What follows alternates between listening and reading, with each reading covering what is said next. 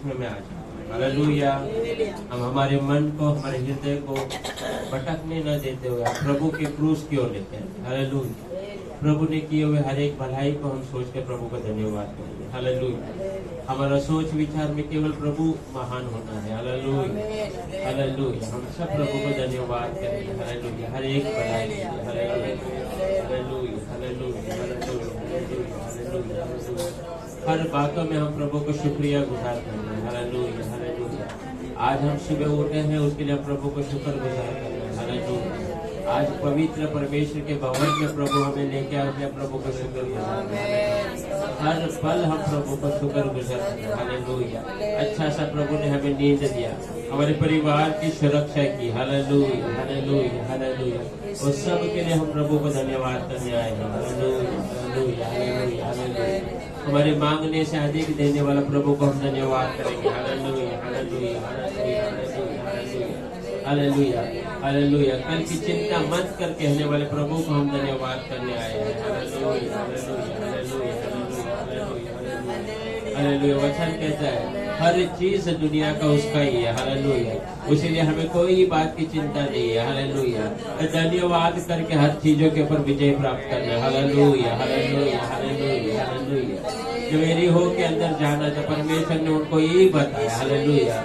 तुम्हें युद्ध नहीं करना है। हालेलुया। तुम्हें केवल स्तुति करना है प्रभु को। हालेलुया। और तुम्हारे स्तुति के सामने हालेलुया वो एरीहो जैसे बड़े बड़े जो दीवार है, हालेलुया, वो टिक नहीं सकती है। हालेलुया। आज हमारे जीवन में कोई भी परेशानी क्यों ना हो, हालेलुया, परमेश्वर से भलाई पाए हुए हम उसकी शुक्र गुजार करते हैं। हालेलुया। हालेलुया। हालेलुया। हालेलुया। अय्यूब ने ऐसे कहा था, हालेलुया, प्रभु ने दिया है। हालेलुया। और प्रभु ने ही लिया है। प्रभु की नाम की महिमा हो। हालेलुया। ऐसा हम शुक्र गुजार करना है। हालेलुया। हालेलुया। हालेलुया। हालेलुया। हालेलुया। हालेलुया। हर चीज उसी से आई है, मसीह की रहमत से हर चीज उसी से आई है, मसीह की रहमत से मसीह की रहमत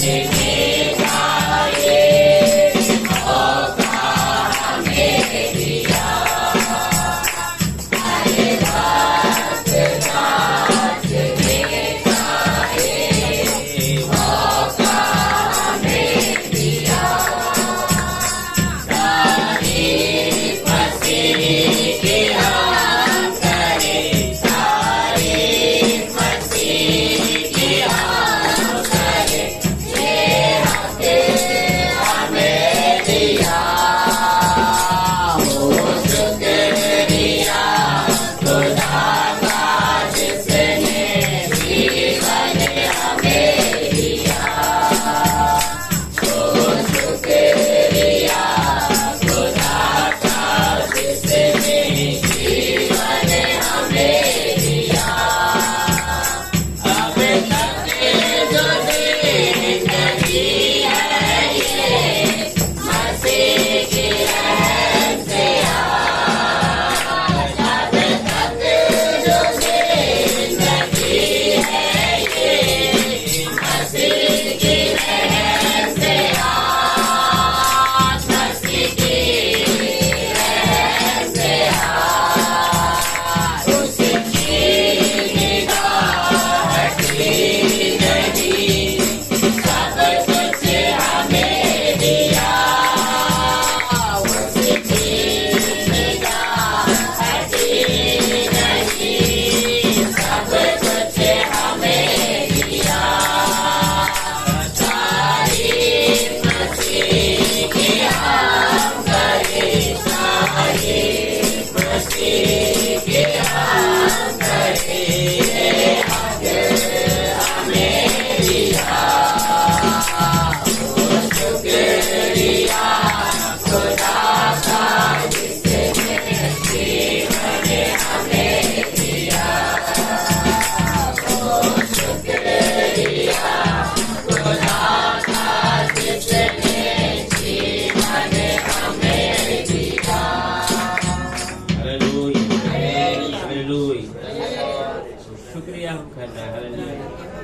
जीवन देने के लिए प्रभु को हम शुक्रिया करते हैं। हालेलुया, हालेलुया, हालेलुया। हमारा एक मन प्रभु को जो है बहुत पसंद है। हालेलुया। जब हम एक मन हो जाते हैं, हालेलुया, जब हमारा पूरा मन हम प्रभु को दे देते हैं, हालेलुया, परमेश्वर उसके कार्य को हमारे जीवन में करता है। हालेलुया, हालेलुया। इसीलिए प्रभु ने कहा तुम एक मन होगे तो मैं तुम्हारे बीच में आ जाऊंगा करके। हालेलुया, हालेलुया, हालेलुया। प्रेरितों के जीवन में हम देखते हैं जब यीशु मसीह उनको छोड़कर आसमान की ओर उठा लिए गए, हालेलुया, और प्रभु ने उनसे कहा तुम इंतजार करना यरूशलेम में। Hallelujah, hallelujah. पवित्र आत्मा तुम्हें मिलेगा करके। हालेलुया। वे जो है एक ऊपर के घर में, हालेलुया, एक मन होकर प्रभु के समूह में जब बैठे थे, हालेलुया, वचन कहता है परमेश्वर का पवित्र आत्मा, हालेलुया, बड़े सामर्थ्य के साथ उनके अंदर उतरा। हालेलुया, हालेलुया। आज वही सामर्थ्य, हालेलुया, अगर हमें चाहिए तो हमें एक मन होना चाहिए। हालेलुया। हमारे हृदय को हम प्रभु की ओर फिराना चाहिए। हालेलुया, हालेलुया, हालेलुया। क्योंकि परमेश्वर हमारे हृदय के अंदर से कार्य करता है। हालेलुया, हालेलुया, हालेलुया, हालेलुया, हालेलुया, हालेलुया, हालेलुया, हालेलुया। धन्यवाद, धन्यवाद।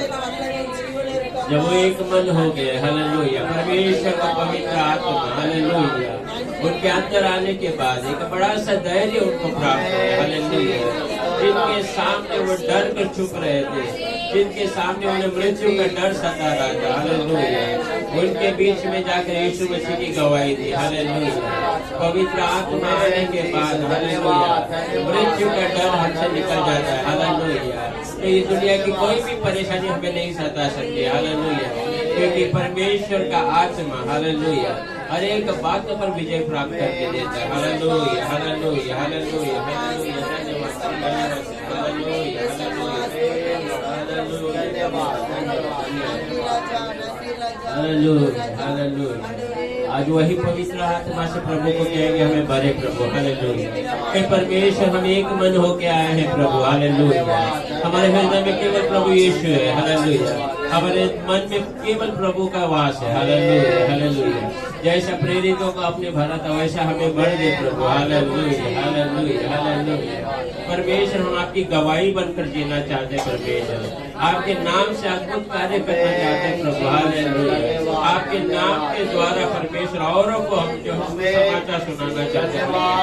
हालेलुया। आपने जिस मकसद के लिए इसे यहाँ पर रखा है हमें परमेश्वर उसका इस्तेमाल कीजिए प्रभु। हालेलुया, हालेलुया, हालेलुया, हालेलुया, हालेलुया, हालेलुया। जीवतन्नीराम यन्दन्नल्ल कत्तरे जीवावते मायन्ने रक्षितुमे जीवतन्नीराम यन्दन्नल्ल कत्तरे जीवावते मायन्ने रक्षितुमे साथी संदिरे नासेरि सोदिरे सारी संदिरे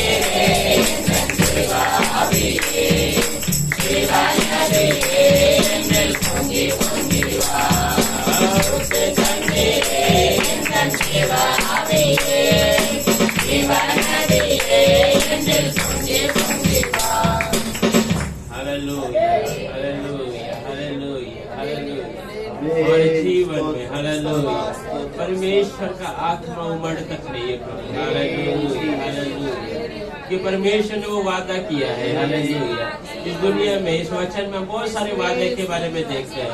मैं तुम्हें अनंत काल तक आशीष करूंगा। हालेलुया मैं तुम्हें अपरंपार आशीष करूंगा। हालेलुया ये दुनिया सहन नहीं कर सकती वैसे आशीष और प्रभु ने यही कहा हालेलुया पवित्र आत्मा हालेलुया तुम्हें देंगे करके। हालेलुया धन्यवाद धन्यवाद करेंगे। हालेलुया धन्यवाद धन्यवाद धन्यवाद करते हैं। स्तुति राजाओं का राजा प्रभुओं का प्रभु धन्यवाद करते हैं। धन्यवाद धन्यवाद धन्यवाद धन्यवाद धन्यवाद धन्यवाद धन्यवाद धन्यवाद करेंगे। स्तुति करते हैं स्तुति उसके पवित्र नाम को ऊंचा उठाएंगे। हालेलुया इस दुनिया में हालेलुया प्रभु ने उस नाम को इतना ऊंचा कर दिया। हालेलुया दुनिया का हर एक सृष्टि उसके सामने घुटने टेके। हालेलुया आज हम उस पवित्र नाम में ही एकत्र हुए। हालेलुया उस पवित्र नाम को प्रभु को धन्यवाद करेंगे। हालेलुया हालेलुया वो सर्वश्रेष्ठ नाम। हालेलुया हालेलुया उस नाम के सामने कोई टिक नहीं सकता। हालेलुया हालेलुया हालेलुया धन्यवाद करेंगे। हालेलुया प्रभु को धन्यवाद करेंगे। हालेलुया हालेलुया हम सब एक मन होकर हालेलुया प्रभु की आराधना करने वाले हैं। हालेलुया उसके नाम को ऊंचा उठाने वाले। हालेलुया हालेलुया हालेलुया हालेलुया धन्यवाद करेंगे। दाऊद ने उस नाम को ऊंचा किया था। हालेलुया उस नाम के द्वारा हालेलुया गोलियत को मार गिराया था। हालेलुया हालेलुया हालेलुया उस नाम के अंदर प्रभु ने सारा आशीष को रख दिया। हालेलुया हालेलुया परमेश्वर भी वही चाहता कि वो नाम सबसे ऊंचा रहे करके। हालेलुया और वो हमारे मुंह से वो सुनना चाहता। हालेलुया हालेलुया धन्यवाद हालेलुया धन्यवाद हालेलुया उठाते हैं तेरा नाम करते हुए घुटनों पर हम करते हैं तुझसे प्रार्थना। उठाते हैं तेरा नाम तेरी स्तुति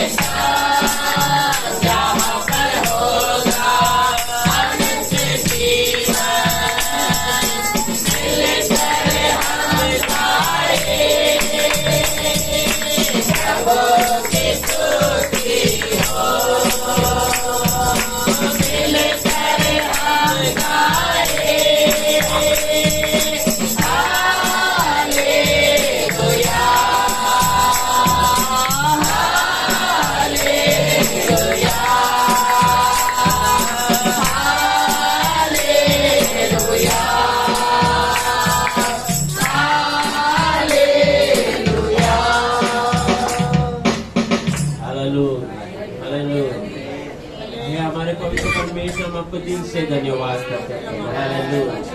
हमारे हृदय को आपके सामने रखते हैं प्रभु, हालेलुया। क्योंकि वचन कहता है परमेश्वर टूटे हुए हृदय को पसंद करता है, हालेलुया। हमारा स्तुति बलि को आपके सामने हम भेंट करते हैं प्रभु, हालेलुया। हमारे दिल में आप ही राजा है परमेश्वर, हमारा मन का राजा आप है प्रभु। आपकी मर्जी हमारे जीवन में पूरा हो प्रभु, हालेलुया, हालेलुया, हालेलुया। हर वक्त आप हमारा परमेश्वर रहेंगे प्रभु, हालेलुया। इजरायलियों लोग ऐसे ही कहा था जब मिस्र से प्रभु ने उन्हें बाहर निकाला, लाल समुद्र पार करके जब इजरायलियों की सेना मिस्र की सेनाओं को नाश कर दिया, सब लोगों ने चिल्ला कर कहा प्रभु आप ही हमारा खुदा रहेंगे, हालेलुया। जब यीशु मसीह क्रूस पर मारा गया, हालेलुया, हमारे सारे अपराधों को उठा दिया, हमें पवित्र ठहरा दिया और तीसरे दिन जी उठा, हालेलुया। प्रभु हमारा परमेश्वर हो गया, हालेलुया। जो कोई उस पर विश्वास किया वो लज्जित नहीं हुआ, हालेलुया। आज हमें भी प्रभु लज्जित होने नहीं दिया, हालेलुया, हालेलुया। धन्यवाद,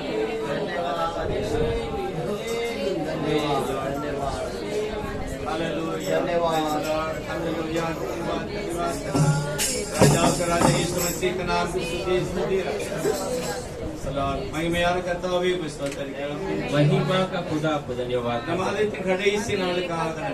ये महीने के आखिरी दिन के लिए आपको धन्यवाद। अभी तक आपने जो भलाई की वो सब के लिए हम आपको धन्यवाद। सुबह के समय में जी उठने वाले खुदा आपको धन्यवाद। हमारी स्तुति आराधना सब आपके नाम के अंदर स्वीकार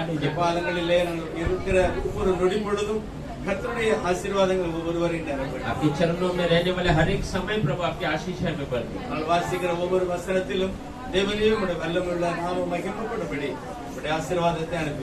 पढ़ने वाले हर एक वचन में प्रभु आपका सामर्थ्य प्रकट होने के लिए आपके अद्भुत कार्य को मन अंडवरे பாரமில்லாதபடி பலவினையில்லாதபடி முழு இதயத்தோடு தங்களையே அன்னாளை போல வெறுமையாக்க இருப்பதை செய்யும் हरेक हृदय प्रभु नम्र होकर दीन होकर अन्नाल के माने आपके समूह में सौंपने के लिए मदद की आपके पास जनरल प्रकाशम अड़े आपकी ओर देखने वाले उजाले हो गए கர்த்தர் விரும்புகிறபடியே ஒவ்வொருவரையும் ஆசீர்வதிப்பார் प्रभु आप जैसे चाहते वैसे हर एक को आशीष कीजिए पूरे हृदयத்தோடு ஒப்புக்கொடுக்கிறோம் पूरे हृदय से हम இயேசுவின் நாமத்தில் பிதாவே यीशु के नाम से मांगते हैं। நம்முடைய தியானத்துக்காக நீதிமொழிகள் 4வது அதிகாரம் नीति वचन उसका 14वां अध्याय 23வது वचनத்தை वासिக்கிறோம்। उसका 23वां वचन को पढ़ेंगे। सबसे अधिक अपने मन की रक्षा कर, क्योंकि जीवन का मूल स्रोत वही है। 23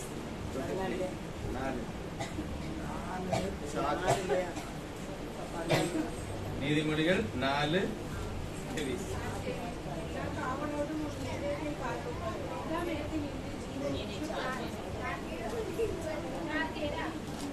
23 सही वचन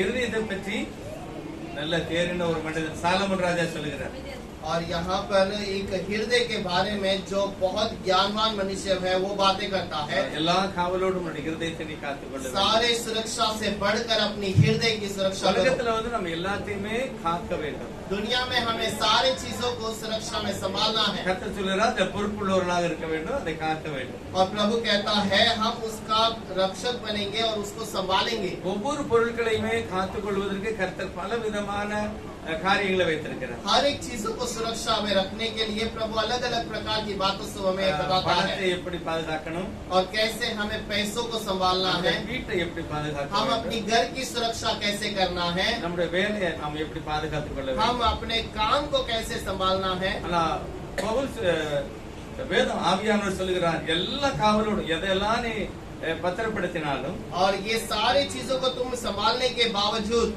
நம்முடைய வீட்டை காட்டிலும் மணி பர்ஸை காட்டிலும் பேங்கை காட்டிலும் எல்லாவற்றை காட்டிலும் और हमारे घर से बढ़कर, पैसों से बढ़कर और हमारे मनी पर्स के अंदर रहने वाले धन से बढ़कर உன்னுடைய இருதயத்தை காத்துக்கொள் என்று கர்த்தர் சொல்லுகிறார். प्रभु कहता है कि तो अपने मन को सही से संभाल लेना. கிறிஸ்தவம் என்றாலே இருதயத்தை காத்துக்கொண்டவர். और मसीहा के लोग कहा जाए तो ये मन को संभालने वाले लोग हैं. தேவன் மட்டுமே அதற்கு உதவி செய்ய முடியும். केवल प्रभु ही इस कार्य के लिए हमें मदद कर सकता है. யாரும் அதை என்ன கண்ட்ரோல் பண்ண முடியாது. और कोई भी उसको अपने कंट्रोल में नहीं कर அது सकता. மனுஷர்ல விரும்பினால்தான். और ये यदि वो मनुष्य चाहे तो ही होगा. தேவன் யாரையுமே சபதேசியாக இருதயத்தை அவனை என்ன செய்ய மாட்டாருன்னா ஆட்டி படைக்க மாட்டார். और प्रभु किसी को अपने जबरदस्ती से उसको अपने मर्जी से नहीं ले आता. யார் ஒப்பு கொடுக்கிறார்களோ அவர்களுடைய இருதயங்களை அவர் பக்குவப்படுத்தி பாதுகாக்கிறார். और जो अर्पण करते हैं वो उनके हृदय को संभालता है, सुरक्षा देता है. ஜெபம் பண்ணலாம்.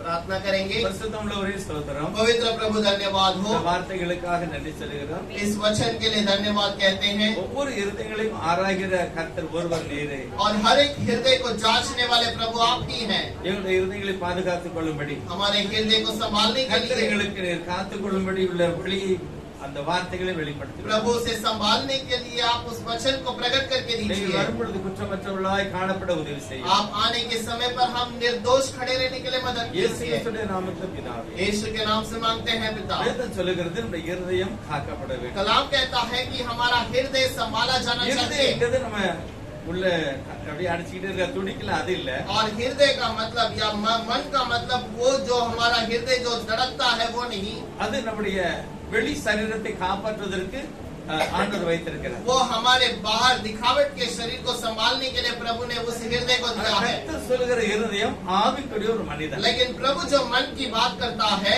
ये आत्मिक प्रकार का मन है. இதுதான் ஆத்மா. और वही हमारा आत्मा है. அதைத்தான் கர்த்தர் நம்முடைய காரியம் நம்முடைய இருதயத்தை கண்டோக்குகிறார். और उसी मन को प्रभु हम देखता रहता है. எரேமியா சொல்லுகிறார் அந்த இருதயத்தை யாரும் அறிய முடியாது. और यिर्मयाह कहता है उस हृदय को कोई नहीं जान सकता. அது மகா திருக்குள்ளது கேடு உள்ளது என்று சொல்லுகிறார். और वो बहुत ही कठोर और बहुत ही बुरा है करके कहता ஆனா है. அந்த இருதயத்தை நாம் காத்துக்கொண்டால் लेकिन उस हृदय को यदि हम संभालें, பைபிள் சொல்லுகிறது அங்க ஒரு பெரிய ஜீவனை கர்த்தர் வைத்திருக்கிறார். बाइबल कहती है कि प्रभु हमारे लिए एक बहुत बड़ा जीवन को அங்க रखा இருந்து है. ஒரு ஜீவ ஊற்று புறப்படும் என்று எழுதியிருக்கிறார். और वहां पर से एक जीवन का नदी दौड़ेगा करके लिखा है. அதுதான் அவனுடைய வாழ்க்கையை ஆசீர்வாதத்துக்கு நேராக நடத்த முடியும். और वो हमें आशीष की ओर ले चलता है. இருதயத்துக்குள்ள இருக்கிற अनेक காரியங்களை யாரும் அதை கண்டுபிடிக்க முடியாது. और हृदय की गहराई की बात को कोई भी पहचान नहीं सकता. இன்னும் பைபிள் சொல்லும்போது சொல்லுகிறார் கிறிஸ்து இயேசுல இருந்த சிந்தை தான் உனக்கு இருக்கணும். और बाइबल में लिखा हुआ है कि मसीहा का विचार तुम्हारे अंदर होना चाहिए. அதுதான் இருதயத்துல தோன்றுகிற ஒரு காரியம். और वही मन के अंदर उपस्थित होने वाली एक बात है. சிந்தனை ரொம்ப முக்கியம். और हमारा विचार जो है वो बहुत ही मुख्य है. தேவன் கொடுத்த ஒரு பெரிய ஆசீர்வாதம். और ये प्रभु हमें दिया हुआ एक बहुत बड़ा आशीष है. சிந்தித்து செயல்படுவதற்கு. और हमें विचार करके उसके अनुसार हमें कार्य करना இது है. மற்ற எந்த பிராணிகளுக்கும் கொடுக்கப்படல, மனிதர்களுக்கு கர்த்தர் தந்திருக்கிறார். ये किसी और प्राणियों को नहीं दिया गया, केवल मनुष्य को प्रभु ने दिया है. சிந்தனை ரொம்ப கர்த்தர் கொடுத்த ஒரு ஆசீர்வாதம். और जो हमारा मन का विचार है ये प्रभु की ओर से दिया गया है. யாரும் காண முடியாது, கண்டுபிடிக்க முடியாது. और ये कोई भी सोच नहीं सकता, बता नहीं सकता. அப்படி கண்டுபிடிச்சா இப்படி என்ன நடக்கும்? यदि कोई उसे पहचान ले तो क्या होगा? சில நிறைய பேர் பேசும்போதே நம்ம பார்க்கலாம் அவனுடைய இருதயத்துல ஏதோ ஓடும், ஆனா நம்ம கண்டுபிடிக்க முடியாது. और कुछ लोगों के मन में कुछ बात दौड़ती है लेकिन हम उसे पहचान नहीं सकते. சில பிள்ளைகளை பார்த்தீங்கன்னா படிச்ச பிள்ளைகள் कुछ पढ़े लिखे अगर बच्चों को देखें, தாயோ தகப்பனை பார்த்து ஏதாவது வேலை சொன்னாங்கன்னா அவனுடைய முகம் மாறிடும். उनके माता पिता ने यदि उन्हें कोई काम करने के लिए कहे तो उनका चेहरे पे दुख आ जाता அவங்க है. சிந்தனையில யோசிப்பாங்களாம். और वो अपने मन में विचार करते हैं, இவங்கெல்லாம் படிக்கல, அதனால இவங்களுக்கு என்ன அறிவு இருக்க மாட்டேங்குது. अब ये सब तो पढ़े लिखे नहीं है, इनको क्या ज्ञान बुद्धि रहेगा? அது வெளியே தெரியாது, वो बाहर दिखावट पे नहीं ஆனா रहेगा, இருதயத்துல அது ஓடுகிறது. लेकिन हमारे हृदय के अंदर वो बात चलती அந்த है. சிந்தனையில ஏதோ செய்யறாங்க. और हमारे सोच के अंदर कुछ तो बात होती ஆனா है, சர்வ வல்லமையுள்ள தெய்வம் அதை பார்த்துக்கிட்டே இருக்கு. लेकिन हमारा सर्वशक्तिमान प्रभु से देखता रहता சிந்தனை है. அறியக்கூடிய தெய்வம் ஒரே ஒருவர், அவர் சர்வ வல்லமையுள்ளவர். और हमारे सोच को जानने वाला वो एक ही खुदा है. சிந்தனை தெளிவா இருந்தால் சரீரம் முழுவதும் வெளிச்சமாயிருக்கும். यदि हमारा सोच सही है तो हमारा पूरा शरीर पवित्र होगा। அதுதான் தேவன் கண்ட்ரோல்ல தன்னுடைய கட்டுக்குள்ள வைக்க விரும்புகிறார். और इसी बात को प्रभु अपने अधीन में रखना चाहता है। பைபிள்ல என்ன சொல்லும் பார்த்தீங்கன்னா அவருடைய சுய புத்தியின் மேல் சாயாதே என்று எழுதியிருக்கிறது. और बाइबल में और एक जगह पर लिखा है कि अपने खुद के विचार पर भरोसे पे न रहना। சுய புத்தி என்பது என்ன? தானே யோசித்து செயல்படுகிறது. और अपना खुद का विचार, खुद का बुद्धि का मतलब अपने खुद के मन से कुछ विचार करना। ஆதாம் ஏவாளையும் வேதம் சொல்லுகிறது தெய்வம் தன்னை போலவே படைத்தார். आदम और हवा को प्रभु ने अपने स्वरूप में ही बनाया है। தேவன் சர்வ ஞானி. और प्रभु सबसे अधिक ज्ञानवान யாரை है। அவர் என்ன செய்யல? குறை வைக்கல. और वो किसी को कोई कमी घटी नहीं அவரை रखी। போலவே படைத்தார். और वो उसी के समान बनाया है। அவர் மிகவும் யோசித்து அது அவர் எப்படி விரும்பினாரோ அப்படியே படைத்தார். और वो जैसा चाहता है उसी प्रकार उन्हें बनाया भी है। உலகத்துல எல்லாமே தேவனால் சிருஷ்டிக்கப்பட்ட படைப்பு ஏதோ ஒண்ணு. और दुनिया में सब कुछ रचा गया जो बातें हैं, ஆனா மனிதன் அப்படி இல்லை. लेकिन मनुष्य वैसा नहीं। மனிதன் தேவனுடைய பிள்ளை என்றுதான் சொல்லுகிறது. और मनुष्य को प्रभु अपना बच्चा, अपना संतान करके कहता है। தன்னுடைய பிள்ளையாக தான் ஆதாமை ஏவாளையுமே இந்த உலகத்துல சிருஷ்டிக்கிறார். और प्रभु ने आदम और हवा को अपने संतान के रूप में बनाया ஆனா है। சிந்தையை அதை கண்ட்ரோல்ல கர்த்தர் வைக்கல. लेकिन हमारे विचार को प्रभु ने अपने अधीन में नहीं रखा। அவர் ஆதாமை ஏவாளையும் அந்த தோட்டத்துல வைத்துட்டு लेकिन आदम और हवा को वो बीच बगीचे में रखने के அவங்களே बाद சிந்தித்து செயல்படுவதற்கு தான் வச்சாரு. और वो खुद का विचार करके खुद के काम को करने के लिए वहाँ पर रख வந்து दिया। அவங்களுடைய சிந்தனையை தான் தொடுகிறார். और वो उनके विचार को ही छूता है। சிந்தனையில என்ன இருக்கு? हमारे विचार पर क्या है? பைபிள் சொல்லுகிறது बाइबल कहती है உன் இருதயத்தை நீ காத்து கொண்டால் अगर यदि तो अपने हृदय को संभाले அதிலிருந்து ஜீவ நதி ஓடும். और उसके अंदर से जीवन की नदी बहती है। சங்கீதத்துல 36:9 சொல்லுகிறது உன்னுடைய இருதயத்திலிருந்து ஜீவ ஊற்று புறப்படும். भजन संहिता 26 के अंदर लिखा हुआ 36 के अंदर लिखा हुआ है कि तुम्हारे हृदय मन के अंदर से जल का सोता बहेगा। நீதிமானுடைய இருதயத்திலிருந்து நல்ல வார்த்தை வரும். और धर्मी के मन के अंदर से अच्छे शब्द निकलेंगे। ரோமர்ல ஒரு இடத்துல பாத்தீங்கன்னா रोमियो के किताब में அந்த இருதயம் என்னால முடியல அப்படிங்கிறார். वो हृदय कहता है मुझसे नहीं हो पाता। பவுல் அப்படிதான் சொல்றார் நான் நடக்க வேண்டும் என்று விரும்புறேன் என்னால முடியல. पौलुस कहता है मैं सही चलना चाहता हूँ लेकिन नहीं चल நான் पाता। நல்லதை யோசிக்க நினைக்க ஆனா எனக்கு முடியல. मैं अच्छे विचार करना चाहता हूँ मुझसे नहीं हो पाता। கடைசியில பவுல் சொல்லுகிறாரு लेकिन आखिर में पौलुस कहता நான் है கர்த்தருக்கு நன்றி சொல்லுகிறேன். मैं प्रभु को धन्यवाद कहता हूँ அவர் என்னை கட்டுக்குள் வைத்து விட்டார். और वो मुझे उस बंधन के अंदर रखा है। இப்பொழுது நான் என் இஷ்டப்படி நடக்கல.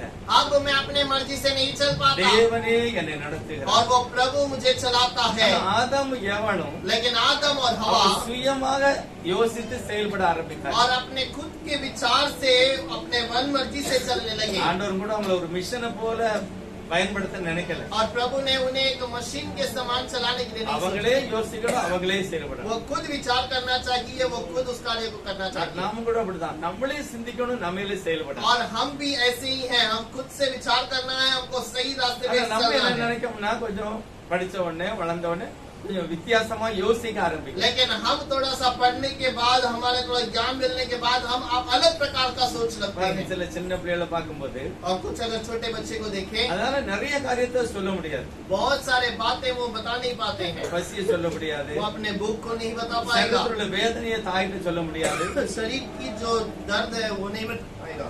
இந்த குழந்தைக்கு வயிறு வலிச்சுன்னா சொல்ல முடியுமா? यदि उस बच्चे को पेट में दर्द है क्या तो वो बता सकता है? சொல்ல முடியாது. नहीं।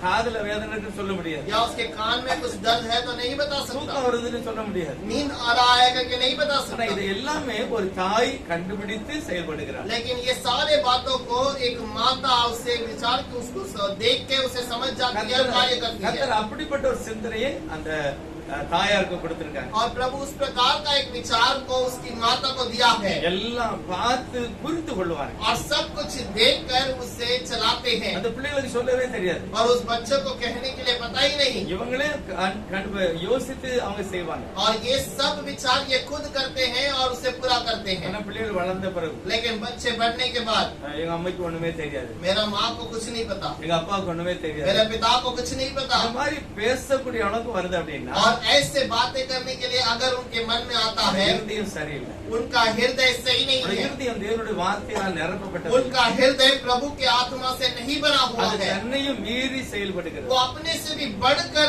अपना मन के कार्य को करता நீ है। சொல்ல முடியாத காலத்துல அவங்க உன்னை பற்றி புரிஞ்சுக்கிட்டாங்க. और जब तू बातें नहीं कर सकता था तब तुम्हें देखकर वो पहचान लेते थे कि तुम्हें क्या जरूरत है। காதுல வேதனை இருக்கு நீ உனக்கு சொல்ல தெரியல, ஆனா அவங்க கண்டுபிடிச்சிட்டாங்க. तुम्हारे कान में दर्द है करके नहीं जानते थे, लेकिन उन्होंने पहचान लिया। ஆனா இப்போ लेकिन अभी உங்களுக்கு புரிய முடியல. अभी तुम उसे समझ नहीं पाते இது हो। உண்மையா? क्या ये सच है? இல்ல. नहीं। நான் படிச்ச உடனே நமக்கு அப்படி ஒரு சிந்தனை வருகிறது.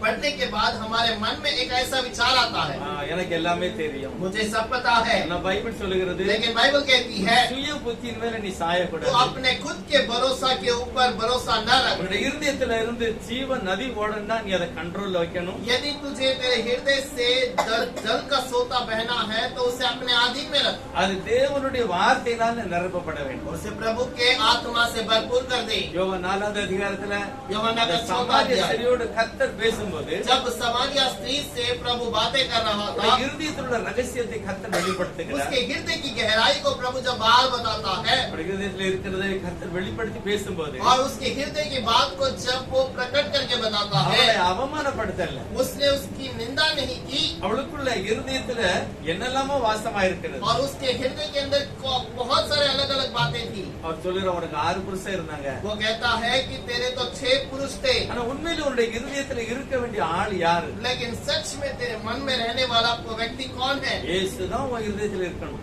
यीशु ही तेरे मन में रहना ஆனா உன் चाहिए, இருதயத்துல வேற என்னமெல்லாம் இருக்கு. लेकिन तेरे मन में बहुत अलग बातें हैं। பைபிள் சொல்லுகிறது ஆண்டவருடைய வார்த்தையை கேட்ட அந்த சமாரிய ஸ்திரீ बाइबल कहती है कि जैसे ही प्रभु के वचन को सुनने के बाद वो स्त्री மனஸ்தாபப்பட்டு और मन में दुखित होकर எப்படி என்னுடைய வாழ்க்கையில ஒரு ஆறுதலை நான் பெற்றுக்கொள்ள வழி உண்டு, उसने चाहा कि कैसे मैं अपने दिल में तसल्ली पाऊं எப்படி நான் அதை பெற்றுக்கொள்ள முடியும்? और कैसे मैं वो तसल्ली पा सकती हूं। மேசியா வருவார், मसीहा आएगा, அவர் வந்தா நிறைய காரியங்களை கற்றுக் கொடுப்பார். अगर वो आ जाता है तो बहुत बातों को सिखाएगा। இப்படிப்பட்ட பாவத்திலிருந்து என்னை கர்த்தர் விடுதலை ஆக்குவார். ऐसे बातों से प्रभु मुझे संभाले என்னுடைய இருதயம் புதுப்பிக்கப்படும். और मेरा हृदय वहाँ पर नए में बदल நான் जाए। எப்படி போய் அதை பெற்றுக்கொள்ள முடியும்? मैं कैसे जाकर उसे पा सकता அவன் हूँ? யோசிக்கிறான், நான் எருசலேமில் போய் ஜெபம் பண்ணணுமா, Okay. மலையில போய் ஜெபம் பண்ணணுமா அப்படின்னு அவர் சொல்லுது. वो विचार करती है कि क्या मुझे यरूशलेम में जाके प्रार्थना करना है या पहाड़ में जाकर प्रार्थना करना है। ஆண்டவர் அவளை பார்த்து சொல்கிறார், लेकिन प्रभु ने उसे लेकर कहा, தேவன் ஆவியாக இருக்கிறார், और वो प्रभु आत्मा है, நீ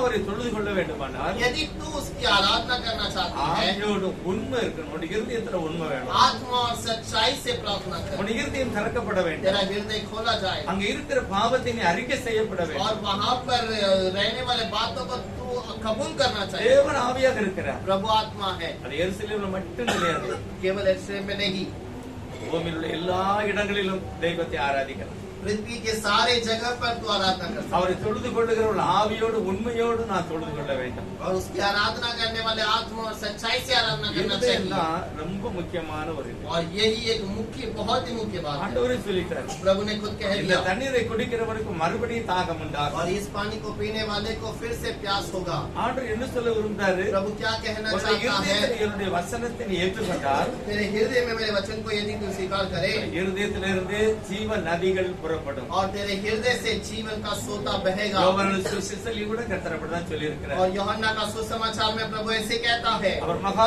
சத்தமாய் சொன்னார், वो जब ऊंचे शब्द से कहा, ஒருவன் தாகமாய் இருந்தால் என்னிடத்தில் வர கடவன், यदि कोई प्यासा है तो मेरे पास आ जाए, நான் கொடுக்கிற தண்ணீரை குடிக்கிறவனுக்கு ஒரு காலம் தாகம் உண்டாகும். और मैं जिस पानी को पिलाऊंगा उसको कभी प्यास न होगा। இயேசுவானவருடைய வார்த்தையினுடைய பொருள் என்னன்னா, और यीशु मसीह का वचन का अर्थ क्या है? அடுத்த வசனம் சொல்லுகிறது, அவர் இன்னும் மகிமைப்படவில்லை, और वहाँ पर लिखा है कि वो और महिमा में नहीं उठाया இன்னும் गया, அவர் சிலுவையில் अடிக்கப்படவில்லை, अभी तक वो क्रूस पर नाश न किया ஆகவே गया, பரிசுத்த ஆவியினுடைய வல்லமை ஜனங்களுக்கு இன்னும் கொடுக்கப்படவில்லை. और इसीलिए पवित्र आत्मा का वरदान लोगों को दिया नहीं गया। அப்ப வேத வார்த்தையின்படி वचन के अनुसार கிறிஸ்து இயேசுவினுடைய மரணத்துக்கு பிறகு और मसीहा यीशु के मरण के बाद பரிசுத்த ஆவியானவர் இறங்குகிறார். पवित्र आत्मा उतर आता है। ஒரு மனுஷனுக்குள்ள தன்னுடைய சிந்தனையை மாற்றக்கூடிய ஒரு வல்லமையை இயேசுவே அவனுக்கு கொடுக்கிறார். एक मनुष्य के मन को बदलने का विचार प्रभु खुद देता है। வேதம் தான் சொல்லுகிறது, कलाम ऐसे कहती है, தேவனுடைய ஆவி ஒரு மனுஷனுக்குள்ள வந்தாதான்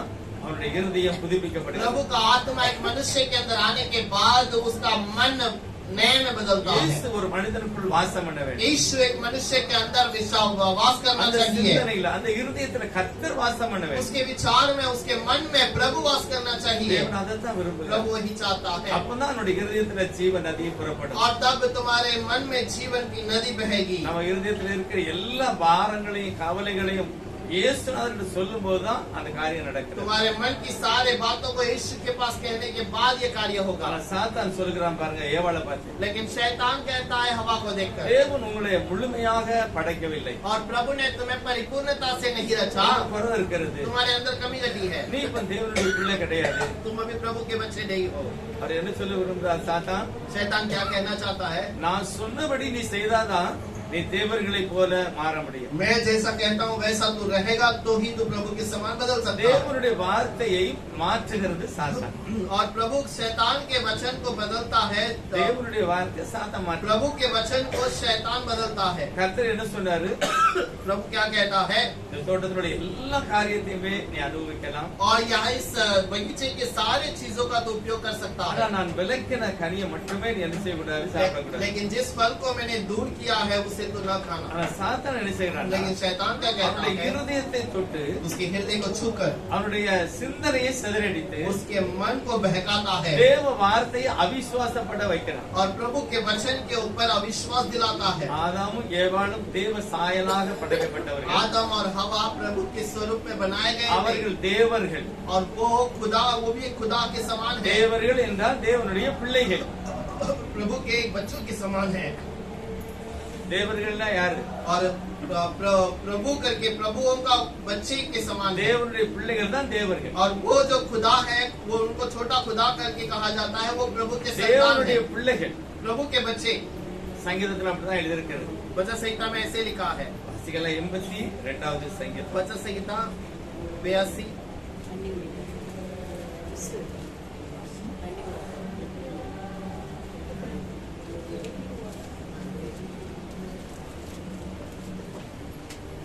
ஆறாவது வசனம் சொல்லுகிறது, நீங்கள் தேவர்கள் என்று நான் உங்களுக்கு சொல்லி இருக்கிறேன். 6 वचन पर लिखा है कि मैंने कहा है कि तुम प्रभु के संतान हो। எப்படி தேவனுடைய பிள்ளைகளா மாறினாங்க? और ये कैसे प्रभु के बच्चे बन गए? தேவனே தன்னுடைய வார்த்தையை அவர்களுக்கு கொடுத்து, और प्रभु ने खुद अपने वचन को उन बच्चों को देकर, யோவான் 10வது அதிகாரத்துல இது கொஞ்சம் விவரமா இருக்கு பாருங்க. यूहन्ना 10वां अध्याय के अंदर ये वचन और अच्छे से लिखा हुआ है। 34வது वचனம், 9वां अध्याय के अंदर 34, 10वां अध्याय के अंदर 34वां वचन। தேவனுடைய வார்த்தையை பெற்றவர்கள். और जो प्रभु के वचन को पाए हैं, யார் தேவனுடைய வார்த்தையை பெற்றுக் கொண்டார்களோ அவர்கள் தேவனுடைய பிள்ளைகள். जिसने प्रभु के वचन को पाया है वो प्रभु उन्हें कहता है तुम ईश्वर हो। அப்ப ஆதாம் ஏவாள் யாரு? अब आदम और हवा कौन है? தேவனுடைய பிள்ளைகள். और ये ईश्वर हैं। ஆனா சாத்தான் என்ன சொல்றாரு? लेकिन शैतान क्या कहता है? நீங்க தேவர்கள் இப்ப கிடையாது. और तुम अब प्रभु के संतान नहीं இந்த हो। பழத்தை சாப்பிட்டாதான் தேவர்களை போல மாறுவீர்கள். तुम इस फल को खाओगे तो ही तुम खुदा के समान बदल जाओ। அவளே யோசிக்கிறார், அப்ப தேவன் என்ன குறை வச்சிருக்கிறாரு.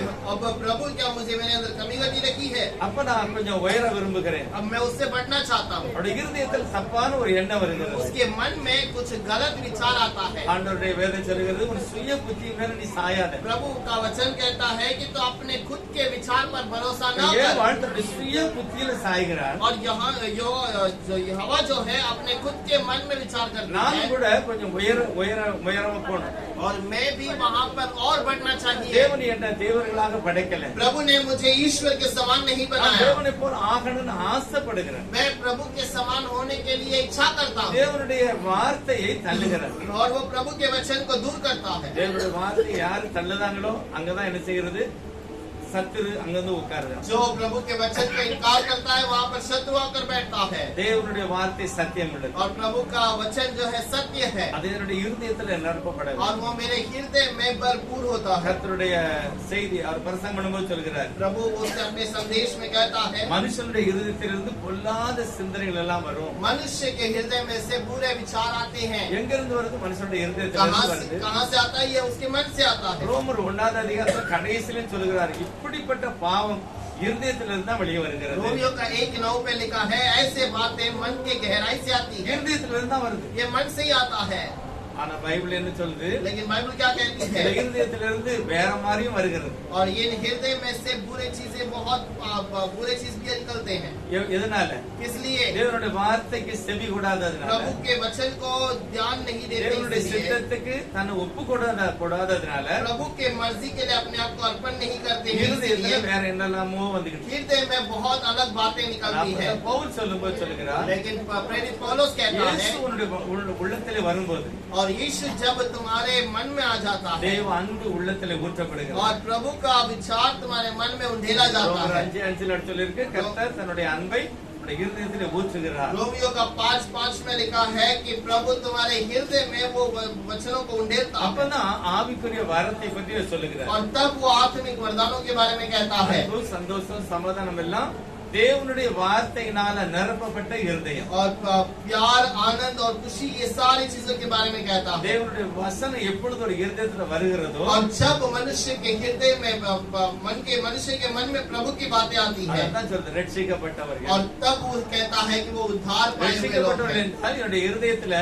நானே தீர்மானிக்கிறதல்ல, கிறிஸ்து எனக்குள்ள இருந்து தீர்மானிக்கும். उद्धार पाने वाले का मतलब ये है कि मैं अपनी बातें खुद निर्णय नहीं लेता, मैं प्रभु के ऊपर भरोसा करता हूँ, वो निर्णय लेता है। இது வெளிப்படையா தெரியுதா? और क्या ये बाहर दिखावट में है? கர்த்தர் சொல்லுகிறார், கிரியையினாலே நீ வெளிப்பட வேண்டும். और प्रभु कहता है तू अपने कार्य से उसको पूरा कर। ரோமர்ல ஒரு வசனம் ஆங்கிலத்தில் வித்தியாசமா இருக்கு. रोमियो का एक वचन है, அதாவது மனம் திரும்பாமலேயே உனக்கு ஆவிக்குரிய வரங்கள் கிரியை செய்யும். और मन नहीं फिराए हुए भी तुम्हारे अंदर आत्मिक फल कार्य करेगा। வாசிக்கலாம் அந்த வசனத்தை. उस वचन को पढ़ेंगे। ரோமர் 11வது அதிகாரம் रोमियो का 11वां अध्याय 29.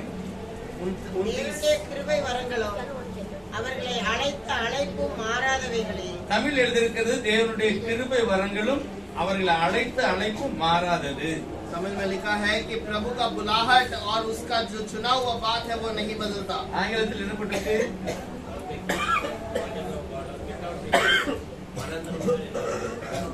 ஆங்கிலத்தில் என்ன போட்டிருக்கு? நீ மனம் திரும்பாமலேயே உன்னுடைய வரம் என்ன செய்யும்? கிரியை செய்யும்.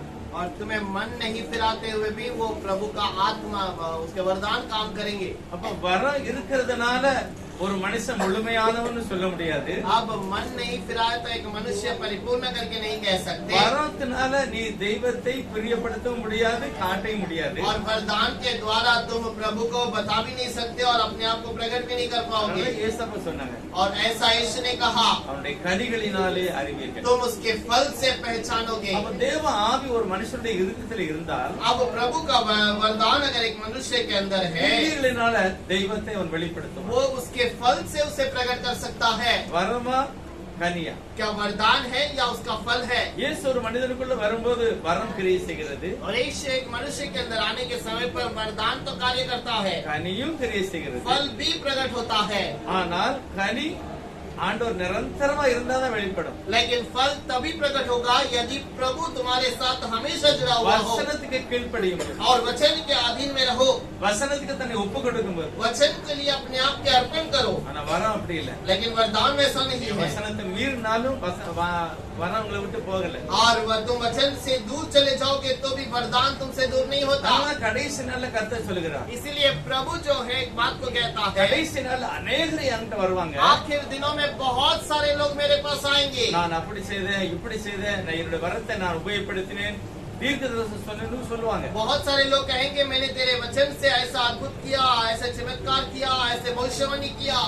ஆனா ஆண்டவர் சொல்றாரு, உன்னை நீ யாருன்னே தெரியலையே அப்படி. लेकिन प्रभु कहेगा कि मैं तो तुम्हें जानता ही नहीं, तुम कौन हो। வரம் இருக்குது தவறல்ல, क्योंकि वरदान रहना गलत बात नहीं है, ரொம்ப கிறிஸ்தவ வாழ்க்கையில் முக்கியம் கனிதான் முக்கியம். लेकिन मसीहा के जीवन में सबसे मुख्य फल है, அது இருதயத்துல இருந்து தான் தோன்றும். वो हमारे मन से ही प्रकट होगा। நிறைய சபைக்காரங்க பாருங்க, நல்லா சர்ச்சைக்கு போவாங்க, நல்லா பார்க்கலாம், ஒரு கிறிஸ்தவ மாதிரியே வெளிப்படும். बहुत सारे जो मसीहा के लोग हैं अच्छे से कलीसिया में जाएंगे, आराधना करेंगे, सब कुछ करेंगे, ஆனா எல்லா இடத்துக்கும் போவாங்க, लेकिन सारे जगह पर भी जाएंगे। ஜோசியம் பார்ப்பாங்க, वो वहाँ पर जो நாள் பார்ப்பாங்க. वो तारीख देखेंगे, அவங்க கிறிஸ்தவங்களாக தன்னை காமிக்க वो முடியாது. अपने आप को मसीहा करके प्रकट नहीं करते। அப்ப சபைக்கு போறாங்க, வேதம் வாசிக்காங்க, அதெல்லாம் எதனால? अब कलाम पढ़ते हैं और जो वचन को ज्ञान करते हैं, किस लिए? கிறிஸ்தவ வீட்டுல பிறந்ததுனால செய்தாங்க. ये मसीहा के परिवार में जन्म लिया, इसी कारण करते हैं। பைபிள் சொல்லுது கிறிஸ்து உன்னிலே வாசம் பண்ணினா, लेकिन वचन कहता है यदि मसीहा तुम्हारे अंदर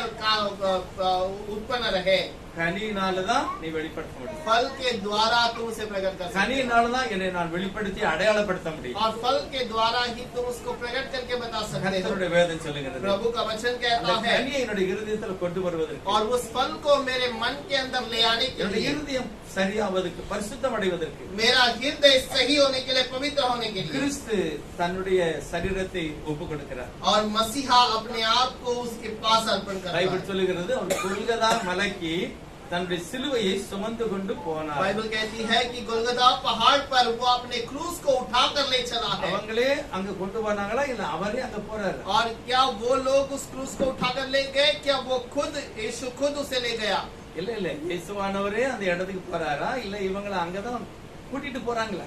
और क्या यीशु खुद वहां पर जाता है, क्या ये लोग उसे वहां पर ले जाते हैं? அவரே போகிறார். और वो खुद जा रहा है। எதனால அந்த இடத்துக்கு போறாரு? क्यों उस जगह पर जाता है? அந்த இடம் தான் நீங்க எருசலேம்ல பாத்தீங்கன்னா சரியா அது அந்த எருசலேம் தேவாலயம் கட்டப்பட்டதுக்கு வலது புறத்துல இருக்கு. और जहाँ पर वो यरूशलेम में भवन बनाया गया था, उसके दाहिने ओर है। இப்ப அந்த இடத்துல மஸ்ஜித் இருக்கு. और आज उस जगह पर मस्जिद है। ஆனா அந்த கொல்கத்தா மலைக்கும் இதுக்கும் பக்கம் அந்த கொஞ்சம் தூரம் கொஞ்சம் நடந்து போகக்கூடிய அளவுக்கு தான். अब उस कोलकाता पहाड़ और उस जो मंदिर के बहुत ज्यादा अंतर नहीं है। லேவியரான புத்தகத்தில் எழுதியிருக்கிறது. लेवियों की किताब में लिखा है, அந்த வலது புறத்துல தான் உன்னுடைய பலிபீடம் இருக்க வேண்டும். और दाहिने ओर ही तेरा बलि का स्थान होना ஆசீர்வாத चाहिए। கூடாரத்துல வலது பக்கத்துல தான் என்ன இருக்கணும்? பலிபீடம் இருக்க வேண்டும். वाचा का संदूक के दाहिने ओर ही वो बलि का स्थान होना அங்கதான் चाहिए। மனுஷனுடைய பாவங்களுக்காக பலி செலுத்தப்படுகிறது. और ये मनुष्य के लिए, वहाँ मनुष्य के पाप के लिए वहाँ पर बलि चढ़ाया ஆனா जाता है। இயேசுவானவர் எதுக்காக பலி செலுத்தப்படுகிறது? लेकिन यीशु मसीह किस लिए बलि चढ़ाया गया? நம்முடைய சிந்தனையை பரிசுத்தப்படுத்துவது. हमारे विचार को पवित्र करने के என்னுடைய लिए। இருதயத்திலே கர்த்தர் வாசம் பண்ணுவது. मेरे हृदय में प्रभु निवास करने के लिए। ஆதாம் இழந்து போன எல்லாவற்றையும் இயேசு எனக்கு தருவதற்கு. आदम ने जो खो दिया था, उसे प्रभु मुझे वापस लौटाना चाहता கொல்கத்தா है। மலை பற்றி நீங்க பாத்தீங்கன்னா அது மண்டை ஓடு போல இருக்கிறது. और वो गोलगोथा पहाड़ को यदि देखोगे तो वो एक सर का खोपड़ी के समान दिखाई அந்த देता है। இடத்துல தான் தேவன் தன்னை ஒப்பு கொடுக்கிறார். और उस जगह पर प्रभु ने अपने आप को वहाँ पर अर्पण மீகா किया।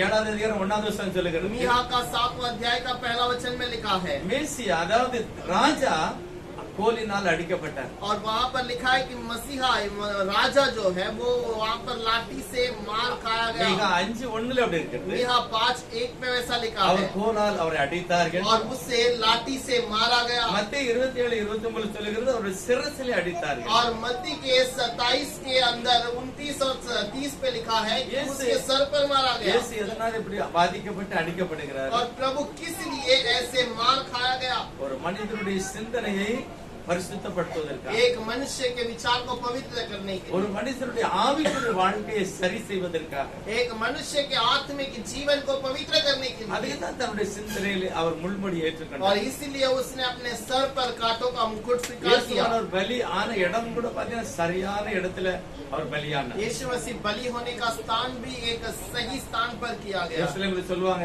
அதே இடத்துலதான் ஈசாக்கும் கூட தன்னுடைய பையனை பலி செலுத்துக்கு போனாருமாங்க. और ये यरूशलेम में कहते हैं कि उसी स्थान पर अब्राहम ने ईसाक को बलि चढ़ाने के लिए उसी स्थान पर गया। நீங்க பாத்தீங்கன்னா உண்மைதான் அது. वो सच ही है।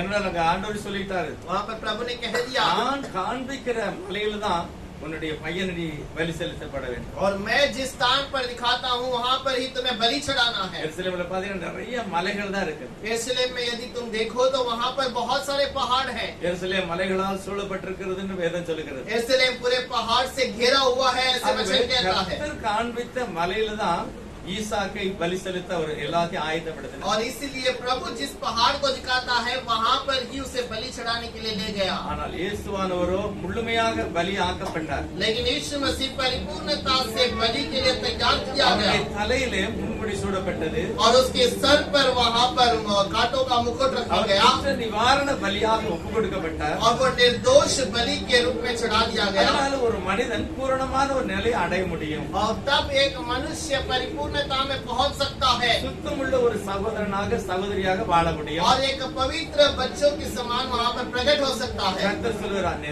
விரும்பினால் நான் அதை செய்வேன். प्रभु कहता है यदि तू विचार करे तो वो पूरा करेगा தேவனது இருதயத்தை அவர் நிரப்பணும். और प्रभु से पूरा करना चाहिए அப்பதான் இருதயம் பரிசுத்தமாகும். और तब ही वो हृदय पवित्र होता है இருதயம் வெளியே விட்டப்பட வேண்டும். और हृदय वहाँ पर उंडेल देना चाहिए। அந்த பாவியான ஸ்திரீன்னு மரியாதை பற்றி சொல்லும் போது उस पापी स्त्री करके जब मरियम के बारे में कहा गया அவள் இருதயத்தை அப்படியே ஊற்றுகிறார். और वो अपने हृदय को वहाँ पर उंडेल देती है இயேசுவானவரே சொன்னார், और यीशु ने खुद से कहा சீமோனே சீமோனே, और हे सियोन நீ என்னமோ அந்த ஸ்திரியை பார்த்து நினைக்கிற, और तू उस स्त्री को देखकर कुछ तो विचार करती है இவ்வளவு பாவியான ஒரு ஸ்திரீ. और ये एक पापी स्त्री ஆனா है இயேசுவானவரை நான் தீர்க்கதரிசியாக பார்க்கிறேன். लेकिन यीशु को मैं एक भविष्यद्वक्ता के रूप में देखता हूँ பாவி தன்னை தொடுவதற்கு எப்படி அனுமதிக்கிறார்? और ये पापी उस स्त्री को छूने के लिए कैसे अनुमति दिया அப்படிதான் அவன் நினைச்சான். और वैसे उसने सोचा ஆனா அவளுடைய இருதயத்துல என்ன நடக்குன்னு கர்த்தர் பார்த்தார். लेकिन उसके मन में क्या विचार होता है ये प्रभु ने அவளுடைய देखा இருதயம் துருக்கப்பட்டது. उसका हृदय जो है तोड़ दिया அவளுடைய गया பாவத்தை அவள் அறிக்கை செய்கிறார். उसने अपने पाप को कबूल किया அவ வாயினால சொல்லவே இல்லை. और उसने अपने मुंह खोलकर नहीं बताया இருதயத்திலே அவள் அப்படி குமரி அழுகிறார். वो अपने मन में ही ऐसे रोने लगी இயேசு இருதயத்தை பார்க்கிறார். और यीशु हृदय को देखता है அவருடைய குமரலை பார்க்கிறார். और उसके चिल्लाहट को देखता அப்படியே है அழுது தன்னுடைய கண்ணீரால் அவருடைய பாதத்தை நனைத்தார். और वो अपने हृदय को वहाँ पर जो उसे पानी और आंसुओं से भर दिया அழுது அழுது அப்படி தன்னுடைய கண்ணீரை அவருடைய பாதத்தில் வடிக்கிறார். और वो आंसू बहाकर उसके पैरों तले उसे गिराती है அவருடைய அழுகையினால அவருடைய கால் நனைந்தது. और उसके आंसुओं के द्वारा उसके पैर में वहाँ पर उसके தன்னுடைய पैर में திருமயிரால் है। அதை துடைத்தார். और उसने अपने बालों से उसे धोया கிறிஸ்துவனுடைய இருதயத்தை பார்க்கிறார். मसीहा उसके हृदय को देखता है சீமோனே சீமோனே हे सिमोन அப்படி சொல்லி அவனுக்கே அவர் உணர்த்துகிறார். और उससे वहाँ पर उसे चिताता है ரெண்டு பேர் கடன்பட்டார்கள் ஒரு ராஜாட்ட. एक राजा के पास दो लोग बहुत उदार के अंदर थे ஒரு பெரிய தொகையை கடன்பட்டான். और एक बहुत अधिक मोल के लिए वो उधार बन ஆனா गया था ஒருவரும் ஒரு சிறிய தொகையில கடன்பட்டார். लेकिन दूसरा व्यक्ति जो है थोड़े से दाम के लिए उधार बन गया ரெண்டு பேருமே அவர் மன்னிச்சிட்டார். लेकिन दोनों को उसने क्षमा किया ஆனா है யார் அதிகமாக மன்னிக்கப்பட்ட அந்த ராஜாவை நேசிப்பார்கள்? और कौन अधिक उस राजा से प्रेम करेगा சீமோன் சொல்கிறான், எவனுக்கு அதிகமாய் மன்னிக்கப்பட்டதோ அவன் தான் அதிகமாய் நேசிப்பான். सिमोन कहता है कि जिसको अधिक क्षमा किया गया है वही अधिक प्रेम करेगा ஆண்டவர் சொன்னார், இவளுக்கு அதிகமான பாவத்தை நான் மன்னிக்கிறேன். और तब प्रभु ने कहा इसके अधिक पापों को मैंने क्षमा किया है। அவள் மிகவும் அன்பு கூர்ந்தாள். और वो बहुत अधिक प्रेम எப்படி அன்பு கூர்ந்தாள்? कैसे प्रेम किया அவருடைய இருதயத்தில் உள்ள எல்லா வியாகுலத்தையும் இயேசு மட்டும்தான் அறிஞ்சாரு. கண்ணீர் விட்டு கதறி அழுதார். और यीशु केवल वही जानता था इसके सारे पापों को इसने कबूल किया है और वो यीशु के सामने அவருடைய रोने लगा। இருதயம் நொறுக்கப்பட்டது. उसका हृदय तोड़ा गया அப்படியே தன்னுடைய இருதயத்தை கொட்டி விட்டார். और वो अपने हृदय को उसके सामने उंडेल दिया அவருடைய பாவத்தை மன்னித்து பரிசுத்தப்படுத்தினார். प्रभु ने उसके पाप को क्षमा करके पवित्र किया தேவன் ஒருவரே அவருடைய இருதயத்தை சுத்தப்படுத்தினார். केवल प्रभु एक ही उसके पास आकर उसके पापों को क्षमा என்னுடைய किया சிந்தனை சரியா இருந்தா என்னுடைய இருதயம் சரியா இருக்கும். यदि मेरा विचार सही है तो मेरा सोच सही होगा என்னுடைய சிந்தனை சரியா இருக்கணும்னு ஒரே ஒரு வழி தேவனுடைய வார்த்தை தான். मेरा विचार सही होने के लिए केवल एक ही काम है प्रभु एक ही है ஒண்ணு நான் वचनத்தை வாசிக்க வேண்டும், தியானிக்க வேண்டும். एक मुझे प्रभु के वचन को ध्यान करना है पढ़ना है வசனத்தினால் என் இருதயம் நிரப்பப்பட வேண்டும். और वचन के अनुसार मेरा हृदय भरपूर होना வேற चाहिए வழியே இல்லை, நீ செய்ய முடியாது. और कोई रास्ता नहीं और कुछ नहीं कर ஆனா सकते ஏவாளை தேவ சமூகத்தை விட்டு விரட்ட பார்க்கிறான். लेकिन हवा को प्रभु के पास में से वो दूर भगाना चाहता है தேவனோடு இருந்தாலும் தேவனோடு ஒரு குடும்பம் இருந்தா என்ன நடக்கும்? और यदि प्रभु के साथ में कोई व्यक्ति रहे तो क्या होगा அவன் இருதயம் நல்லா இருக்கும். और उसका हृदय सही ஆண்டவர் होगा। வசனத்தை பேசுகிறார். प्रभु वचन से बातें करता அவன் இருதய है வசனத்தால் நிரப்பப்படுது. और उनका हृदय वचन से भरपूर होता அந்த है ஆதாம தேவனுடைய வார்த்தை கேட்க விடாம அவங்களை விளக்குகிறார். और प्रभु उसकी आवाज को नहीं सुनते हुए वहाँ पर उसे संभालता है அதாவது தேவனுடைய வார்த்தை அவன் கேட்க கூடாதுன்னு சொல்லுதான் லூசிபர் என்ன செய்தான்? ஏவாளையும் ஆதாமையும் விளக்குகிறான். और आदम और हवा को वो वहाँ से दूर करता है அப்ப இன்னைக்கு நமக்கு எத்தனை பேருக்கு வேதம் வாசிக்கிறதுக்கு மனசே இருக்காது? और प्रभु के वचन को ध्यान करने के लिए எத்தனை பேருக்கு மனசு இல்ல? कितने लोगों को मन नहीं है பைபிளை வாசிக்கிறதுக்கு மனசு இல்ல? बाइबल पढ़ने के लिए कितने लोगों को मन नहीं சபைக்கு करता போறது மனசு இல்ல? कलीसिया में जाने के लिए मन नहीं करता ஒரு காரியத்தை புரியணும். ஏதோ ஒரு லூசிபர் உங்களை வசனத்தை கேட்க விடாம தடை செய்கிறார். एक बात को समझना है, लूसीफर तुम्हें कोई तो काम नहीं कर करने के लिए तुम्हें रुकाता है। வசனத்தினால இருதயம் பரிசுத்தப்படுது. वचन के द्वारा ही तुम्हारा हृदय पवित्र होगा வசனத்தின் மூலமா தான் இருதயத்துல தேவன் கிரியை செய்வார். और वचन के द्वारा ही प्रभु कार्य करेगा। ஆண்டவர் சொல்றார், உன் இருதயத்தை நீ காத்துக்கொள்ள तुम வேண்டும். अपने हृदय को संभालो, அங்கிருந்து ஜீவ நதி புறப்படும். वहाँ से जीवन की नदी बहती है। அந்த நதி புறப்படணும்னா இயேசுநாதருடைய சத்தம் கேட்கப்பட और வேண்டும். यदि वो नदी बहना चाहिए तो यीशु मसीह का आवाज सुनाई देना चाहिए। வசந்த வாசம் பிலிப்பியர்ல फिलिपियों का किताब 4வது அதிகாரம் 6வது வசனம், 4 अध्याय का 6 वचन 6, 7 வசனம். 4, 6 और 7 पढ़ेंगे। நீங்கள் 14 ஒன்றுக்கும் கவலைப்படாமல் எல்லாவற்றையும் குறித்து உங்கள் விண்ணப்பங்களை ஸ்தோத்திரத்தோடு கூடிய ஜெபத்தினாலும் வேண்டுதலினாலும் தேவனுக்கு தெரியப்படுத்துங்கள். அப்பொழுது எல்லா புத்திக்கும் மேலான தேவ சமாதானம் உங்கள் இருதயங்களையும் உங்கள் சிந்தனைகளையும் கிறிஸ்து இயேசுக்குள்ளாக காத்துக்கொள்ளும். किसी भी बात की चिंता न करो, परंतु हर एक बातों में तुम्हारी निवेदन, प्रार्थना और विनती के द्वारा धन्यवाद उपस्थित किए जाए। நீங்கள் ஜெபம் பண்ணினால், தேவ சமூகத்திலே காத்திருந்தால், यदि तुम प्रभु के समूह में इंतजार करोगे, நீங்கள் காத்திருந்தால், तुम यदि इंतजार करोगे, 7வது வசனம் சொல்லுது, எல்லா புத்திக்கும் மேலான ஒரு சமாதானம், தேவ சமாதானம் 7वां वचन पर लिखा है कि परमेश्वर की शांति உங்க இருதயங்களிலேயும் உங்களுடைய சிந்தனைகளையும் அதை நிரப்பும். और तुम्हारे हृदय में, तुम्हारे मन में वो भरपूर होगा। கிறிஸ்து இயேசு ஒருவரே அதை செய்ய முடியும். मसीहा यीशु ही केवल उसे कर सकता है, வேற யாரும் அந்த இடத்தை என்ன செய்ய முடியாது. நீங்கள் விருப்பத்தை செய்ய முடியாது. और कोई भी तुम जो विचार करते हो उसे नहीं कर सकता। இருதயம் ரொம்ப முக்கியமானது. हृदय बहुत ही मुख्य है அது சிந்தனை செய்கிறது. और वो विचार करता है। அது தவறான இடத்துல நம்மளை கொண்டு நிறுத்துகிறது. वो गलत जगह पर हमें ले जाकर उठाता है। நம்ம செய்யாமலே நம்மளை செய்ய வச்சிருது. हम जो नहीं करना चाहते उसे वो कराता है, சிந்தனையில தான் எல்லாம் நடக்குது. और हमारे विचार में ही सारा पाप होता है। அந்த இடத்தை பரிசுத்தப்படுத்த और उस स्थान को पवित्र करने के இயேசு लिए கல்வாரி சிலுவையிலே மரித்தார். यीशु कलवरी क्रूस पर अपने प्राण को அவருடைய दिया, தலையிலே முள்முடி और சூடப்பட்டது. उसके सर पर वो कांटों का मुकुट रखा அவருடைய गया, தலை அடிக்கப்பட்டது. उसके सर पर मारा गया। ஒரே ஒரு நோக்கம் தான், एक ही विचार है, மனிதருடைய இருதயங்கள் சுத்தமாக்கப்பட வேண்டும். मनुष्य के हृदय को, मन को पवित्र அந்த करे, ஆவிக்குரிய சரீரம் பரிசுத்தப்படுத்த और वो வேண்டும். आत्मिक शरीर पवित्र किया जाए। கர்த்தர் அதைத்தான் விரும்புகிறார். प्रभु यही चाहता है। இயேசு வரும்போது நம்முடைய இருதயங்களை கவனிக்கிறார். यीशु आने के समय पर हमारे हृदय को देखता है। ஆவிக்குரிய சரீரம் சரியா இருந்தாதான் தேவனுடைய ராஜ்யத்தை ஒரு மனிதன் சுதந்திரித்துக் கொள்ள முடியும். आत्मिक शरीर सही रहेगा तो ही प्रभु उस हृदय को सही पवित्र करता है, அதைத்தான் பைபிள் இருதயம் சொல்லியிருக்கு. और उसी को प्रभु हृदय करके लिखा है। தேவனுடைய இருதயம், நம்முடைய இருதயம் தேவ கரத்திலே கொடுக்கும்போது हमारे मन को जब प्रभु के हाथों में देते हैं, அது தேவ சித்தத்தை செய்யும். और वो प्रभु की मर्जी को पूरा करेगा। ரோமர் 8வது அதிகாரத்துல அதிகமான காரியத்தை விளக்குகிறார். रोमियो का 8वां अध्याय के अंदर बहुत सारे बातों को प्रकट करता है। 2 வசனத்தை வாசித்து நாம் ஜெபம் பண்ண போறோம். 2 वचन पढ़कर हम प्रार्थना करेंगे। 8வது அதிகாரத்துல रोमियो का 8वां अध्याय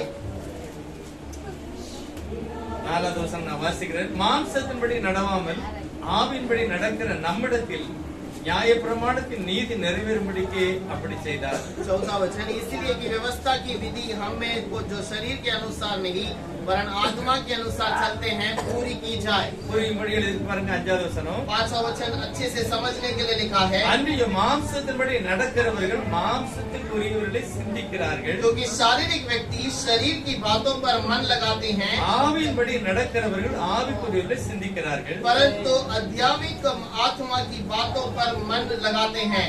மாம்ச சிந்தை மரணம், और शरीर पर जो भरोसा रखना वो मृत्यु है, ஆவியின் சிந்தை ஜீவனும் और சமாதானம். आत्मा में मन लगाना जीवन और शांति है। உலகத்துல ரெண்டே விதத்துல தான் வாழ முடியும். इस दुनिया में दो ही बात पर हम भरोसे में रह सकते ஒண்ணு, हैं, இயேசுவினுடைய ஆவியின்படி நான் வாழணும், यीशु मसीह के आत्मा के अनुसार जीवन बिताना இல்ல है, என்னுடைய ஆவியின்படி நான் வாழணும். या मेरे आत्मा के अनुसार जीवन बिताना है। நானே எதையாவது செய்யணும், இல்லைன்னா இயேசு ஏதாவது செய்யணும். मैं खुद किसी बात को करना चाहिए या फिर और कोई मेरे द्वारा कुछ होना பைபிள் चाहिए। சொல்லுது, மாம்சத்தின்படி நடந்தா நீங்கள் அழிந்து போவீர்கள். मांस के अनुसार यदि चलोगे तो नाश किए அது जाओगे, மரணம் உன்னை கொண்டு வந்து वो நிறுத்தும். मरण तुम्हें ले आकर खड़ा रखेगा। ஆவி சிந்தையில நடந்தால் ஜீவனும் சமாதானம். लेकिन आत्मिक विचार पे आओगे तो तुम्हारे लिए जीवन और समाधान தேவனுடைய है। ஆவி இல்லாதவன் அவருடையவன் அல்ல. और प्रभु का आत्मा जिसमें नहीं वो प्रभु का नहीं है। தேவனுடைய ஆவி, தேவனுடைய வசனம், தேவனுடைய எல்லாமே பார்க்கும்போது இயேசு ஒரு மனிதனுக்குள்ள வாழ வேண்டும். और प्रभु का आत्मा, प्रभु का मन, सब कुछ यीशु उसके अंदर है। வரத்தினாலும் அல்ல, முதலாவது கனியினால் தான் அது சரியா இணைச்சி வெளிப்படும். वो केवल फल से ही उस सारे कार्य को प्रकट करता है। வரமும் நல்லது, वरदान भी अच्छा है। எல்லா வரத்தையும் கர்த்தர் கொடுத்திருக்கிறார். सारा वरदान प्रभु ने दिया है। 9 வரம், 9 वरदान, அது நல்லதுதான். वो अच्छी बात है। அது வந்து யாருக்கு? மற்றவங்களுக்கு மத்தியில கிறிஸ்துவ நான் காண்பிக்கலாம். और वो अन्य जातियों के बीच में प्रभु को प्रकट करने के लिए है। உலகத்துல கிறிஸ்து அங்க இருக்கிறான்னு வெளிப்படுத்திடலாம். और दुनिया में मसीहा मेरे अंदर है, उसे प्रकट कर सकते हैं। ஆனா பைபிள் சொல்லி இதுல கூட நிறைய பேர் தோற்று போய் விட்டார்கள். लेकिन इस पे भी वचन कहता है बहुत सारे लोग जो है उस पे हार जाते ஆவிக்குரிய हैं। வரம் உள்ளவங்கள தான் சொல்றாரு, நீ யாருன்னு எனக்கு தெரியல அப்படிங்கிற. आत्मिक वरदान पाए हुए लोगों को ही कहता है तो कौन है मैं नहीं जानता। ஆவிக்குரிய வரத்தோடு கூட ஆவிக்குரிய கனியை கர்த்தர் கொடுக்கிறார். आत्मिक वरदानों के साथ में कहता है कि मैं उसके साथ आत्मिक फल भी चाहिए। அதுதான் தேவனோடு நடக்கிற ஒரு அனுபவம். और प्रभु के साथ चलने वाला एक अनुभव। அந்த ஆவிக்குரிய கனி இருந்தா வீட்டுக்குள்ள பிரச்சனை இருக்காது. यदि आत्मिक फल रहेगा तो घर पे समस्या ना होगी, கண்டிப்பா வாழ்க்கை பிரச்சனை இருக்காது. जरूर कोई समस्या ना होगा। ஒரு தாய் தகப்பனை எதிர்த்து பேச மாட்டாங்க. माता पिता के विरोध में बातें नहीं ஒரு करेंगे, கணவன் மனைவி சண்டை போட மாட்டாங்க. पति पत्नी झगड़ा न करेंगे, ஏனென்றால் தேவன் அவருக்குள்ள வாசம் பண்ணுகிறார். क्योंकि प्रभु उनके अंदर निवास करता है। தேவனுடைய ஆவிக்குரிய வரம் கிரியை செய்கிறார். प्रभु का आत्मिक वरदान वहाँ पर कार्य करता है। பவுல் சொல்லுகிறார், पौलुस कहता है கிறிஸ்து உங்களை ஆளும்போதுதான் ஒரு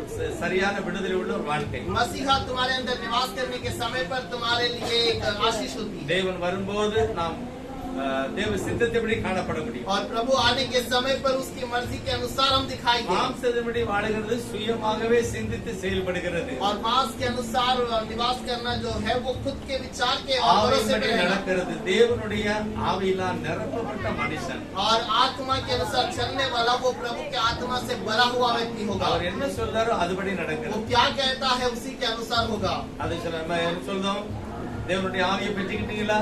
क्या हम कुछ लोग बोलते हैं कि क्या प्रभु की आत्मा को पाया நீ आपने, மறுபடியும் பிறந்திருக்கிறியா? क्या फिर से जन्म लिए हैं। கிறிஸ்துவின் ஆவி உன்னை வாசமா இருக்கிறதா? मसीहा का आत्मा क्या तुम्हारे अंदर प्रकट हुआ है, இயேசு உனக்குள்ள இருக்கிறாரா? क्या यीशु तुम्हारे अंदर है। மொத்தத்துல பார்க்கும்போது अगर पूरा देखें, வசனம் என்னுடைய வாழ்க்கையில அனுபவத்துக்கு வர வேண்டும். वचन मेरे अंदर अनुभव में आना चाहिए। அதுதான் பரிசுத்த ஆவியின் அறிவு.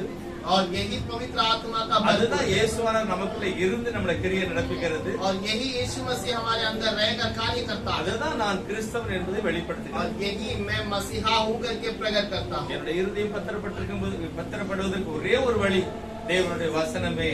और मेरा मन पवित्रता में रहने के लिए केवल प्रभु का वचन ही है, அவருடைய சமூகத்துல உட்கார்ந்தது தான். उसके समूह में बैठना ही है। அதுதான் கிறிஸ்தவங்க கண்டிப்பா ஃபாலோ பண்ணணும். और यही मसीहा के लोग उसको पालन करना है। 24 மணி நேரத்துல 24 घंटे में குறைஞ்சது ஒரு அரை மணி நேரமாவது என்னுடைய இருதயத்தை தேவனோடு சம்பந்தப்படுத்த வேண்டும். करीब आधा घंटा हमें प्रभु के साथ में अपने हृदय को जोड़ना है। எப்படியாவது அந்த 24 மணி நேரத்துல ஒரு அரை மணி நேரத்தை நானே தெரிஞ்சுக்கிடணும். எனக்கு எப்போ அந்த ஆண்டோடைய பாதத்துல உட்கார்ந்தா என் இருதயம் ஒருமனப்படும். और प्रभु के पास वो आधा घंटा कब देना है वो आपको खुद निर्णय लेना है। நீங்களும் தான் யோசிக்கணும். आप खुद विचार करना இந்த चाहिए। நேரத்துல நான் இருந்தோம்னா நான் தேவனோட ஒப்பராக முடியும். और ये समय पे मैं रहूंगा तो मैं प्रभु के साथ बातें कर पाऊंगा। 24 மணி நேரத்துல ஒரு அரை மணி நேரம் கூட கொடுக்கல அப்படின்னா यदि 24 घंटे में आधा घंटा भी अगर हम नहीं देते हैं நான் प्रभु, மனம் போல வாழுவோம். हम अपने मन मर्जी से जीते நமக்கு रहेंगे உணர்வு இருக்காது. और उसका कोई महसूस न होगा। அதுதான் மாம்ச சிந்தை. और यही मांस का அது विचार மரணத்தை கொண்டு வரும். और ये मरण को ले आता है। ஆவின் சிந்தையில வாழன்னா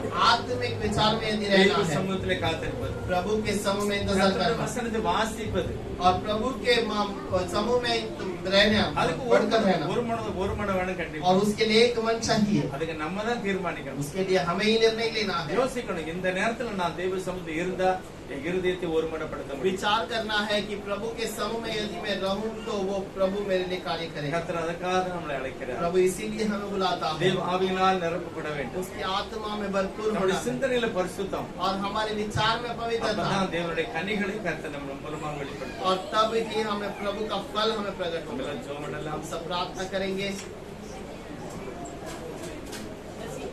பரிசுத்தமுள்ள ஆண்டவரே உம்மை ஸ்தோத்திரிக்கிறோம். पवित्र प्रभु धन्यवाद कहते हैं। கர்த்தருடைய வேதத்தில் இரவும் பகலும் தியானமாக இருக்கிறவர் பாக்கியவான். प्रभु के समूह में रात और दिन ध्यान करने वाला धन्य है அவனுடைய இருதயத்தை கர்த்தர் பரிசுத்தப்படுத்தி और उसके हृदय को प्रभु आप पवित्र அங்கிருந்து कीजिए ஒரு ஜீவன் நதி புறப்படும். और वहाँ पर जीवन की नदी बहे எவர்கள் தேவனுடைய ஆவியினால நடத்தப்படுகிறார்கள் और जो प्रभु की आत्मा में भरपूर होकर चल रहे அவர்கள் हैं மட்டுமே தேவனுடைய பிள்ளைகளாய் இருக்கிறார்கள். और वो केवल प्रभु के बच्चे बनकर हैं அவன் மூலமாக கிறிஸ்து வெளிப்படுகிறார். और उनके द्वारा मसीहा प्रकट होता है। அப்படிப்பட்ட நல்ல சுபாவங்களை கர்த்தர் தம்முடைய பிள்ளைகளுக்கு தார். वैसे अच्छे स्वभाव के साथ प्रभु हमें भर दीजिए ஒவ்வொரு நாளும் அவர்களுடைய பாதத்தில் உட்கார வேண்டும். और हर एक दिन प्रभु आपके समूह में बैठे ஒவ்வொரு रहे நாளும் தேவனுடைய ஆவியினாலே நடத்தப்பட வேண்டும். और हर एक दिन अपने मन के विचार के साथ चले அவருடைய இருதயம் ஜீவ நதியாய் புறப்படும். उनका हृदय जीवन की नदी बनकर बहे। பரிசுத்தமுள்ளவருக்கு நன்றி சொல்லுகிறோம். पवित्र प्रभु को धन्यवाद। நல்ல சுபாவங்களை கர்த்தர் தார். अच्छे स्वभाव को நல்ல दीजिएगा சிந்தனைகளை கர்த்தர் தார். और अच्छे विचार को दीजिएगा பிரியமான குடும்பங்களாய்